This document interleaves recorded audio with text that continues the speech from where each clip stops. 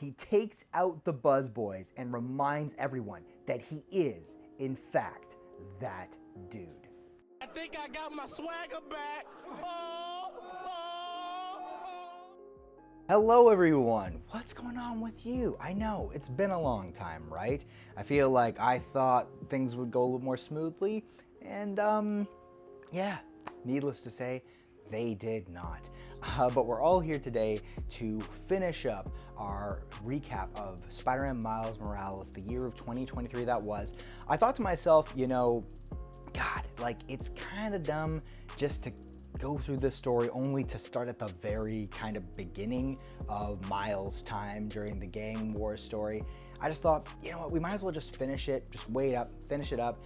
And also it gave me more time because things got hectic, but listen, you're not here for all of that. We'll get to that maybe later if we really feel like it. You just want to hear about our guy, Miles Morales, and I know I want to hear back from you at the end of this video. So make sure to drop a like, drop a comment below, and of course subscribe so I never have to take time off of this and we can make much more of this content all for you. And without further ado, let's just get into it, shall we? Now, if you haven't seen the first part of this recap, you might as well go check that out now, come back here. But if you are here, you're all ready to go, you're all set up, we are starting out with issue number 9, and that is the start of the story Spun Out. Now we're back in Brooklyn with Miles, Tiana, and Judge and his partner Sway, who are going through a food market when Miles' spidey sense starts to go off. Miles is freaked out, but it turns out it's just a little kid playing with a drone. So Miles tells his girlfriend that apparently since Rabble and Carnage, his anxiety has gone off at an all-time high, even when there's no one around. And so Tiana pleads with him to try and do more than just journal, suggesting that he does need more help to deal with these panic attacks. And so they try and chill out, grab some food, and unwind for the rest of the night. Next we cut to a couple of masked men breaking into a Beyond building, while someone monologues over the top, talking about the fragments of their memory coming back about Spider-Man and Ned Leeds. As the henchmen begin hacking, they start getting picked off from the shadows. Finally, as the last one of them falls, Hobgoblin, Roger Kingsley, grabs him and fries his brain.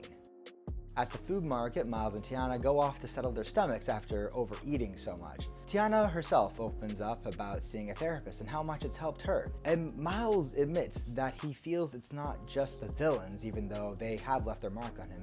It's also the general pressure of life just overwhelming him, and he feels burnt out. Now his spider sense goes off again, but this time it seems real. It looks like Hobgoblin was going after the same thing the henchmen were. With one still barely clinging to life, he triggers his drones after him. Goblin blasts right through the wall, and Miles and Tiana are right there, luckily, to save the civilians and take the fight back inside. Kingsley, though, isn't exactly sound of mind and starts bombing the entire building to cause some chaos to separate the two heroes. Miles gets up from the wreckage extremely vulnerable, unable to trust himself and his senses. So Cody Ziglar clearly here is starting to talk about the toll of everything that Miles has been through, how it's actually going to now physically affect him. What's happening here is Miles is going through some significant PTSD after all these significant, almost back-to-back traumas that he's been dealing with since his superhero life began. And this continues on in issue number 9.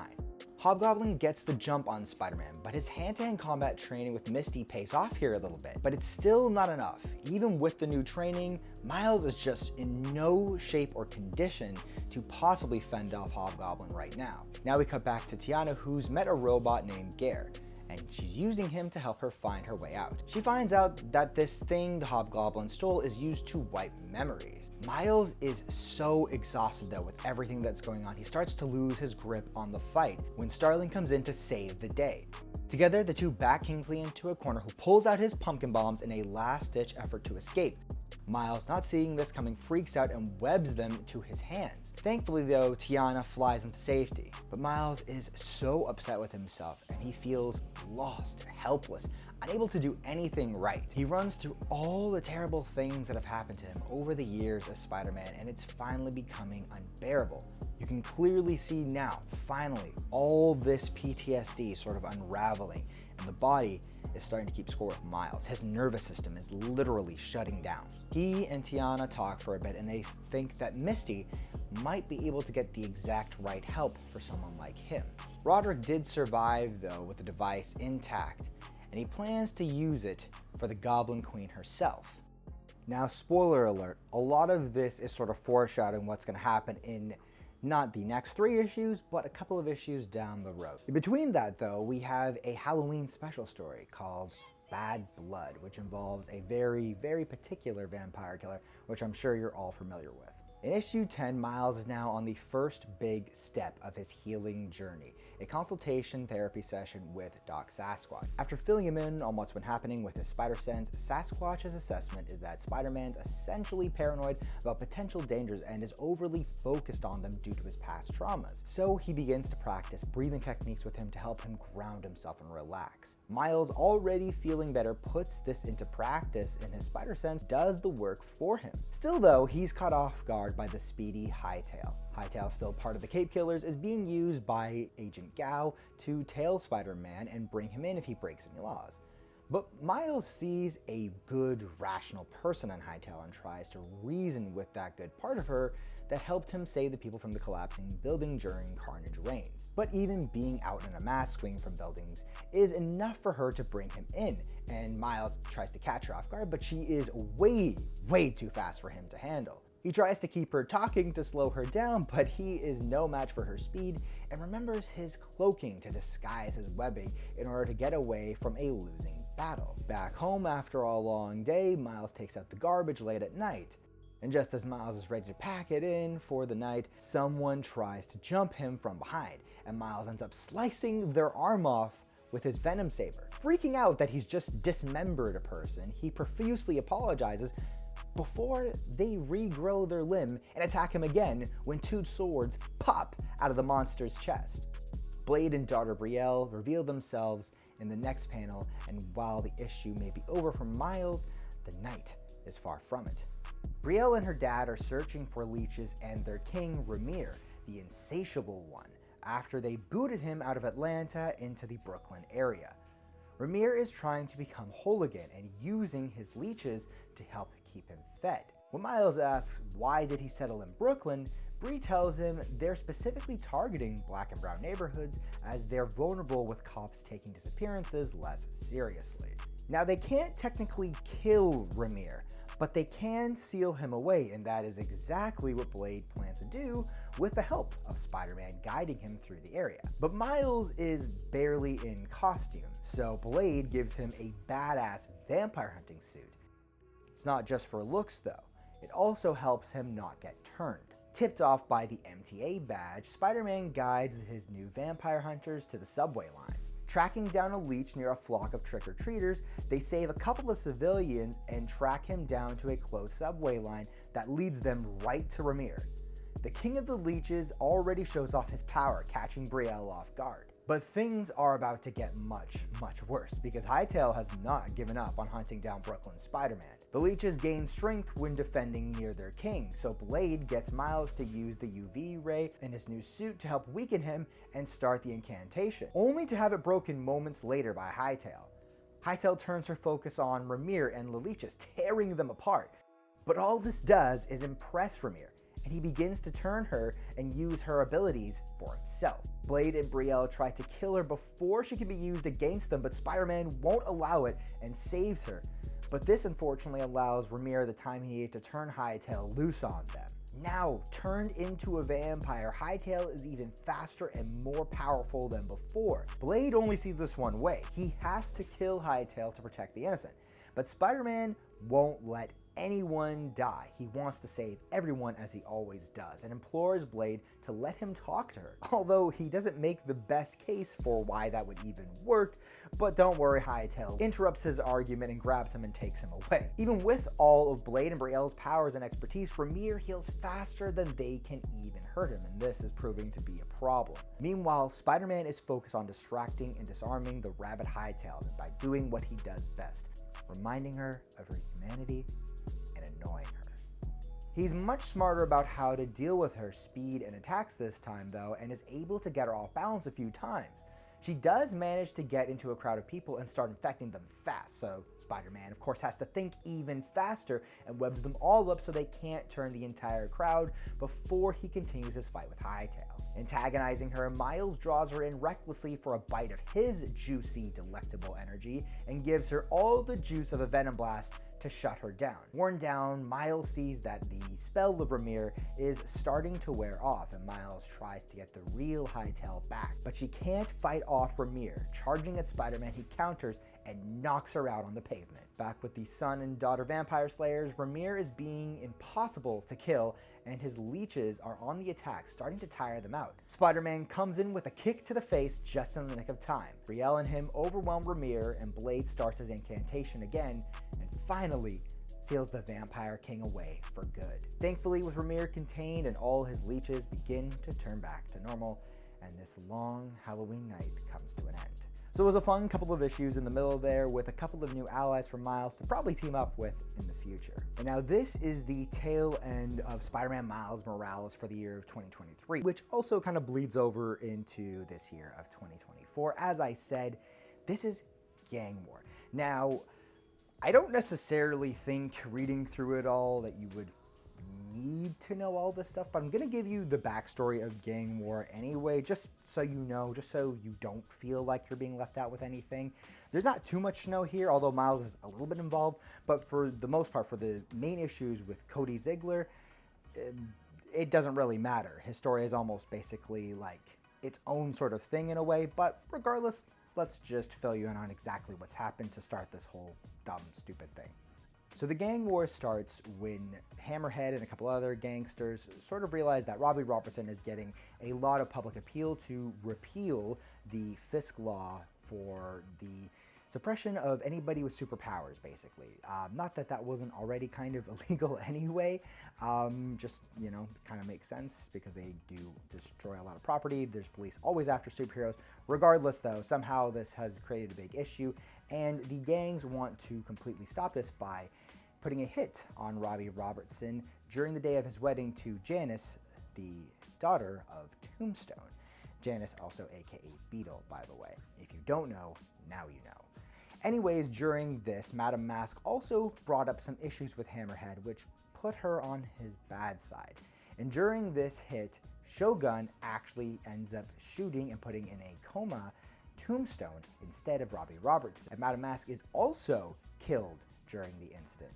Janice then furiously goes up to the gang members and talks about putting her in on everything and cleaning some things up. So they ask her to show some faith and kill her former fiance, Robbie Robertson. Hammerhead, of course, knows that they won't go through with this, and so they end up sending in a couple goons to shoot Robbie Robertson and also put him into a coma. So Hammerhead, thinking he's won and everything like that, about to soak in all the victory, is then caught off guard by his girlfriend, who turns out to be the real Madame Mask, who then beats him viciously within an inch of his life. Now Madame Mask has ended all the peace between all the gangs and started the gang war. There. Now you know everything you need to know, and now we can get back to the real hero. So at the start of Spider-Man Miles Morales issue number 13, Miles is watching over his area of Brooklyn, waiting for the gangs to show themselves. In the meantime, he takes the chance to get some much needed therapy with Dr. Kwan. He finally brings up his feelings about being abandoned by Peter, how he really let him have it, and how he was so present earlier during his first couple of days as Spider-Man when he was a preteen. And the fact that he's handled himself fine without him, and how laying into him really truly felt. And Quan praises him for doing the hard thing, which is bringing up these tough conversations with people you care about. Later, Spidey runs into a battle with Frost Pharaoh and Bumbler and Vespa's gang as they cause destruction in the streets. Spidey takes out a few of Bumbler's gang, but they have new upgrades, and these clowns have absolutely no idea how to use them. But something's different about Miles. He's more confident, more sure of himself. He's even less erratic and angry than the last time he beat down Bumbler. Because he hasn't just been working on therapy and healing, he's been training with Calling Wing and Misty Knight to work on his skills, including to figure out how his new Venom Saber really works. I think Bumbler probably should have listened to his goon here because I think he's on to something. Our Spider-Man is renewed, full of energy, confidence, brand new honed skill.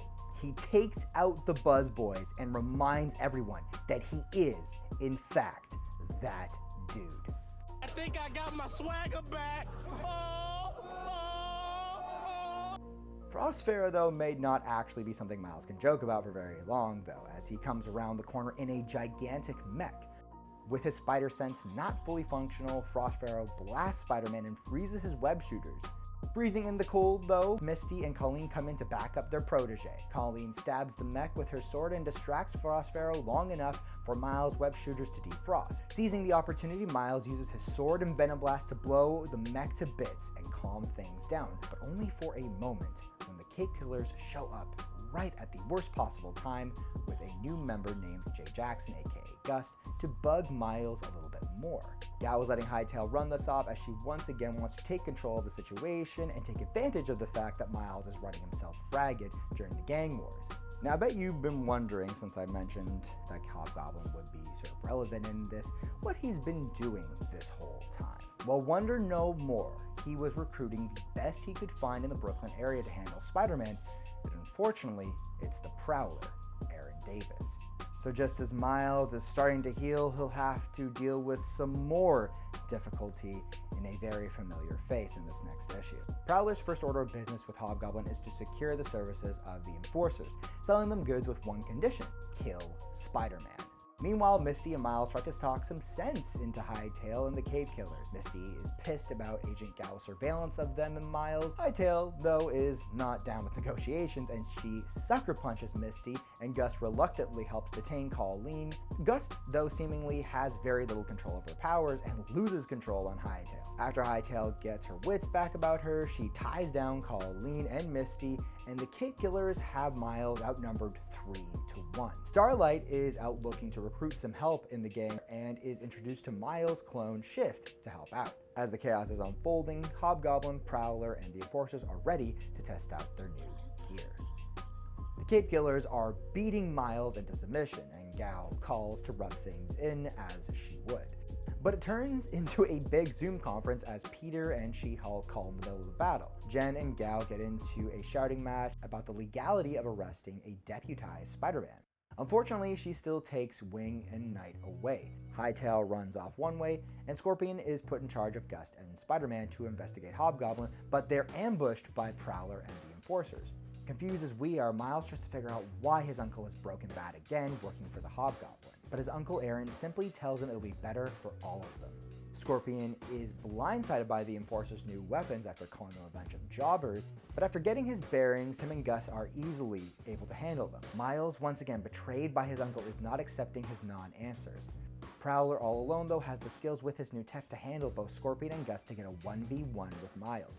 We get Prowler's inner monologue showing how overwhelmed he is by his nephew and the Cape Killers, and does seem genuine in his attentions and wants him to understand.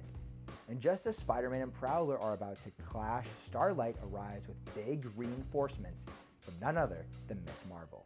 Issue 15 shows us that Starling wasn't the only one on a recruiting mission. As Hobgoblin is hunting down scientists, Kingsley's latest recruit is Rabble and turns the drones onto her side, though she is apparently struggling to talk to machines as clearly as she used to. Now, Hobgoblin's main goal is of course to track down the Goblin Queen, so him and Rabble interrogate the man into handing over a drive to hack into the Beyond System server and locate her. After killing the man, Hobgoblin thanks her and lets her know that he'll be holding up his end of the deal to help her get her gifts back. As all this is happening, Miss Marvel, Shift, Starling, and Miles are taking it to Prowler as he begs them to give him a second just to talk. Miles chops off his tech and then gives him a chance to finally explain himself. Uncle Aaron explains that he was actually trying to foil Hobgoblin's plans in the first place. He was actually recruited by Universe 616 original Prowler Hobie Brown, now the Hornet, into helping him infiltrate Hobbs' team and work from the inside. He found out that it was Rabble all along providing him with all these new upgrades. This causes Miles to have a panic attack and almost fall and crumble to the ground. But Starling and Miss Marvel keep him upright and support him. In Hobgoblin's lair, Rabble is working on a new suit for him, but something is wrong. She's extremely frustrated, overwhelmed. She's even arguing with her machines. She's so unstable she starts to lose control until Hobgoblin snaps her out of it. She calms down, but her work is finished. Now with a new team assembled, Prowler and Spider-Man lead them to Hobgoblin's base. Starling is worried though that Miles had already had a mild panic attack, and just before this, his spider sense was still not working that well. When they get outside the base, Miss Marvel notices backup outside, so Prowler splits up the team, keeping anyone with tech outside to make sure Rabble can't take advantage of that. Scorpion starts the attack on the villains outside while the rest sneak in. Prowler's plan is to sneak in, posing as an ally to Hobgoblin, as he always has been to them, and allow the rest to sneak around and disable everything. Suddenly, Miles' spider sense is going off, but he can't tell what it is right away. But right when he needs it though, Miles pushes Miss Marvel out of the way of an ambushing drone, as Hobgoblin and Rabble have found them out. Now in the final issue of Miles' part in this gang war, they notice right away that Hobgoblin's tech is way more powerful than ever before. Rabble is, as always, solely focused on her revenge of Miles and takes Spidey head on. Gus and Miss Marvel jump in, and Spider-Man shifts his focus to Hobgoblin. Rabble calls in more drones as they start to get overwhelmed. While it looked good at first, Hobgoblin's baddies have completely turned the tables though on Starlight, Scorpion, and Shift outside. So, out of character, Scorpion drops his fists and starts talking to them, trying to convince them to stand down and not let Hobgoblin double-cross them, as he is bound to do once they complete their jobs, and instead for them to stab him in the back first. But Shocker does not seem down. Inside the base, things are getting crowded with dwarves swarming the heroes. Miles still trying to talk her down, seeing the good in her, but Rabble wants none of it, except just to take Miles' head clean off. And the heroes in general are struggling to get off the defensive with bombs detonating from the sky and Hobgoblin's very own drones knock Gus unconscious. And just when it looks like Miles and the team are completely outgunned, Scorpion's negotiations come good and Hobgoblin's squad is turned against him. Rabble realizes it's a lost cause and says she has no use for him and returns to Madame Mask, her true allegiance. Hobgoblin tries to attack her from behind for her treachery, but Miles quickly swings in and finishes off his battle with Kingsley. But he's not quite done with him yet, and he lights up some pumpkin bombs. Miles, 2 steps ahead of him though, saves himself and the team and throws him into a box full of them as the hideout is destroyed. With everyone now safely outside from the blast, Brooklyn is safe. Peter calls into Miles for reinforcements in Manhattan with Madame Mask assembling an army, but not before Agent Gal ends her truce with Brooklyn Spider-Man to take him in. Thankfully though, Starling and Shift step in and Miles heads off to help Peter. Okay, so that is Cody Ziglar's part of Gang War done. Now, Miles doesn't really have a lot to do with these last 2 issues, but he's doing enough, Rabble's doing enough, there's important stuff there, and you know, we're already kind of part of this whole thing, so why not just fill you in on this, I figure. So what I'm going to do now is, like off the top, I'm going to tell you about the things that you kind of need to know about this last battle that is culminating in the ending of this gang war. Daredevil, She-Hulk, Miles, and Spider-Woman have all joined Peter in Tombstone to quell the violence and stop this gang war from getting anybody else hurt. Miles and Rabble, of course, square up, and Peter is really taking it to Madame Mask, and so are the rest of the heroes. Combined with all the fighting between the 2 gangs and the heroes joining in, it's not looking too good for anybody right now except the heroes. It's also helped by the fact that Beetle kind of realizes, yeah, Madame Mask and these heroes are a little bit too much for them, so they're actually hiding out kind of in the bushes, just waiting till this all kind of rolls over. Knowing that in the end, as they can kind of see the heroes are winning, if they win, then the gangs definitely don't win. But then suddenly, Madame Mask uses her magic, which she's been using this whole time to control everybody, to turn everybody's focus onto the heroes. Tombstone finds Shogun, who has his spell broken finally from Madame Mask, and reveals that it was the government who sent him in to take down his daughter Janice as Beetle because she was posing a huge threat. Knowing this, Dad of course takes matters into his own hands, knocks out his daughter, and keeps her safe from this fight, but also of course takes himself out of the fight. Now with all the attention finally focused here in issue 44 on the heroes, they're getting overwhelmed, and pretty fast actually. The action kind of swung completely from one side to the other, and now they're just getting dominated. They're getting their asses kicked. And just when the Magia can finally focus on Spider-Man and finally finish him off and get rid of him and so they won't ever have to worry about him again, the final round of enforcements come in with Luke Cage, Spider-Boy, and Bombshell. Peter musters the last bit of his strength after being nearly finished off to finish off Mask instead, and Rabble flies away with her cloaking to disguise her exit. Now, after the gang war, Fisk Law has been repealed. The gang war is over, and Tombstone has won. And that, as I said, is the end of Gang War, but we have one more story like I told you to talk about. In the year of 2023, there was this great one that was actually in the Marvel's Voices Spider-Verse issue #1. And there was a couple actually. Miles had a few of these stories within the Marvel Voices series, 2 in this one, but we're going to talk about the one that Cody Ziglar himself wrote. This one is called Training Day. Now, I'm not going to give you a full recap or review of this one, unfortunately, because I really want you to read it. It's also pretty short, so I figure why not read it? I feel like it just gives better context that way, and we don't really have time to do a full breakdown of that, but I do want to do one later on, so keep your eyes peeled for that. Remember, of course, as I always say, to like, share, and subscribe to make sure you never miss that video when it does eventually come out. Training Day starts out with Miles training with Misty Knight, trying to hone his skills while he babysits Billy. Despite Miles beginning to show strides, Misty is still very much annoyed by him and his baby sister, so she decides she needs some air and takes them out for a ride. No more trading fists and brain damage. Blindfolded, she drives them out to the street and gives Miles some great words of wisdom, her magnum opus as she calls it. The reason why she's a hero and some very important values for Miles to keep in mind as he grows both in his personal life and his mission as Spider-Man. And that mission is, of course, to make the community he serves a safer place. Like I said, go read that one. It's amazing. It's awesome. There's also a lot of other good stories in that whole issue. And I'm going to say this. I think it's one of the best Miles Morales stories I've ever personally read. Maybe the best. Like I said, I do want to break that down a little bit more because I think it deserves its own video. But yeah, that's it for the recap of Spider-Man Miles Morales. The year of 2023 has come and gone. A lot of great stories. Honestly, you know, when I think about it, we started off pretty good. There was a little bumps in the road there. There was obviously that whole Carnage Reigns tie-in, which, you know, it was just a massive headache as you saw in the last video. But honestly, what I can see, what I can say from all of this is that Cody Ziglar really found his stride. He found his voice for Miles, and I think that's awesome.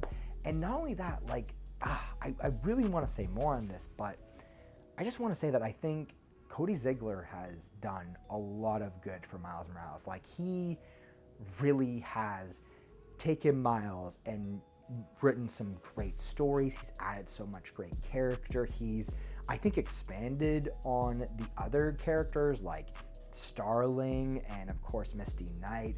He's done a lot for this story and for all the characters involved. It feels like he could pretty much write his own stories for a couple of those 2 characters that I just mentioned and maybe more. The stories feel fluid, the dialogue feels great. It feels like I said he really sort of came into his own after kind of stumbling a little bit at first. I would even say, I mean, it's kind of, you know, he's not done or anything yet, but he's had a significant amount of issues at this point. He's been doing a lot of work generally for Marvel. I would say he's probably the best writer that I've ever seen for Miles Morales generally. I mean, even with that story for Marvel Voices alone, it was so great. But just generally, this run has gotten better and better and better.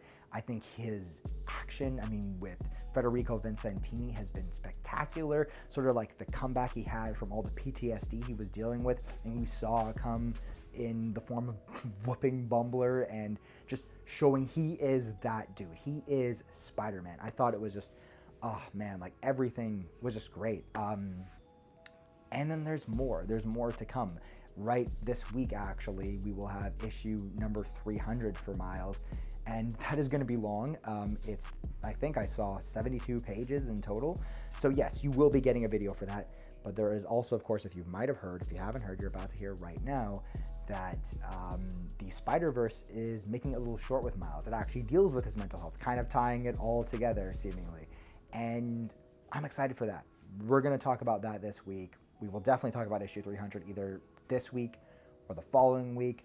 It will not be long. And with that in mind, I do want to say something to you all really quick. I want to apologize for the fact that these videos haven't been coming with the frequency you're used to.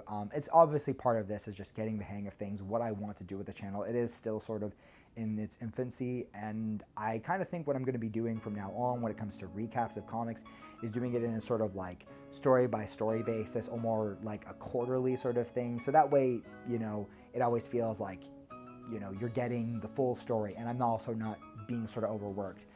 Because like I said at the beginning, life can get in the way, and it did get in the way for me. I'll be completely honest with you.